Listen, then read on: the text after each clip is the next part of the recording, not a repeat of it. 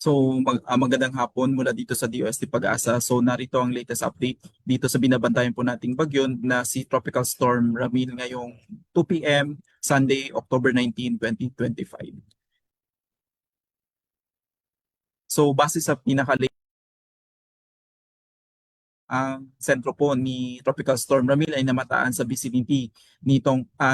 Olongapo City, Zambales na may maximum sustained winds na 65 kilometers per hour at gustiness na umaabot ng 90 kilometers per hour. Kuyan po kumikilos po ito west-northwest sa bilis na kilometers per hour. Kung mapapansin po na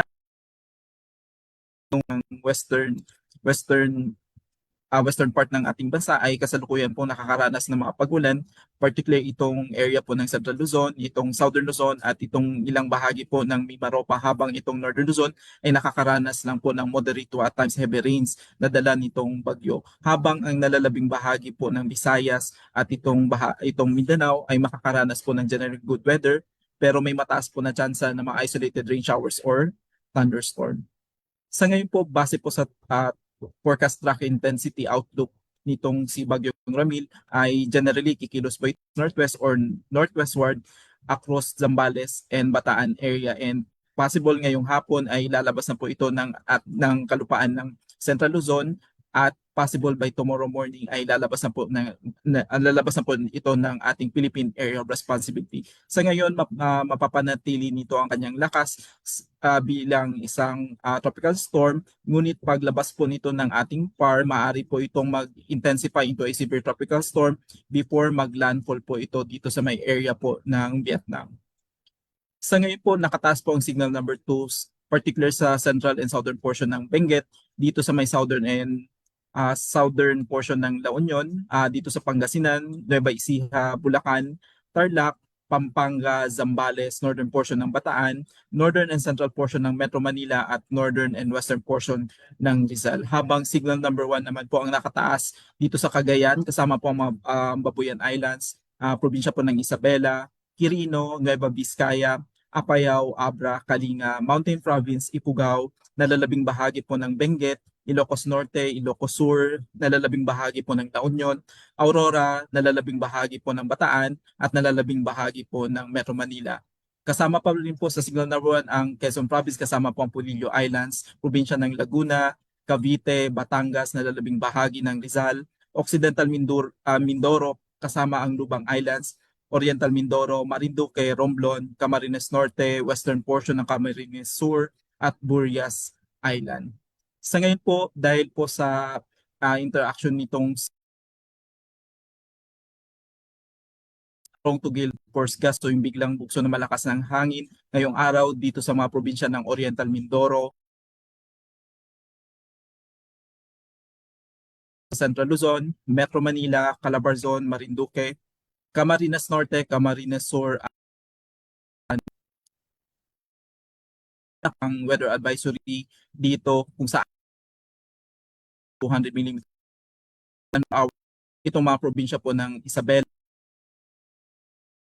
Pangasinan, Zambales, Tarlac, Pampanga, Bataan, itong probinsya po ng Batangas, Occidental Mindoro, Oriental Mindoro, at Palawan. 24 hours ang maaari pong maranasan sa Benguet, sa Net, dito sa Ifugao Mountain Province, dito sa Kalinga, Cagayan, dito sa Bulacan, Metro Manila, Rizal, Cavite, Laguna, Quezon Province, at dito sa may probinsya po ng Camarines Norte, Romblon, Aklan, at Antique. Sa ngayon, nakatas pa rin po ang gale warning ng Aurora, Isabela, dito po sa may probinsya po ng Quezon, Polillo Islands, Camarines Norte, coast ng Batangas, at northern coast ng Occidental Mindoro including Lubang Island. Sa ngayon po, pinapayuhan po natin ang ating mga kababayang mangingisda at may maliliit na sasakyang padagat na iwasan pong pumalaot ngayon. At kung mapapansin po natin, itong western section pati northern section po ng Northern Luzon ay makakaranas po ng moderate to rough seas, or maaari po sila makaranas ng 1.5 to 3.5 meters na mga pag-alon. Sa ngayon po, nakataas pa rin po ang storm surge warning sa mga na Sur, La Union, Pangasinan, Zamboanga, Mindoro, kung saan maaari po sila na wave height within the next 24 hours. So pinag-iingat po natin yung mga kababayan po natin na nakatira dito sa mga coastal localities po nitong western section po ng Luzon. Sa ngayon po, nakataas po ang heavy rainfall warning dito sa mga probinsya po ng Cagayan, particularly sa Bagao, Calayan, Gonzaga,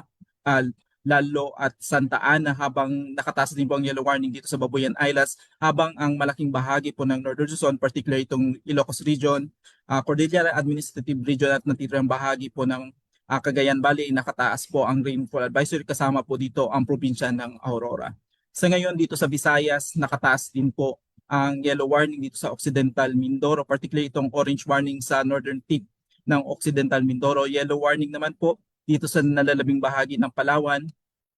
Occidental Mindoro, dito sa may Antique, sa may Aklan, Iloilo, Capiz, habang rainfall advisory naman po ang nakataas dito sa malaking bahagi ng Palawan. Habang dito sa nakataas po ang yellow warning sa malaking bahagi po ng Central Luzon at dito sa area po ng Calabarzon, habang nakataas po ang rainfall advisory dito sa Metro Manila, Rizal, dito sa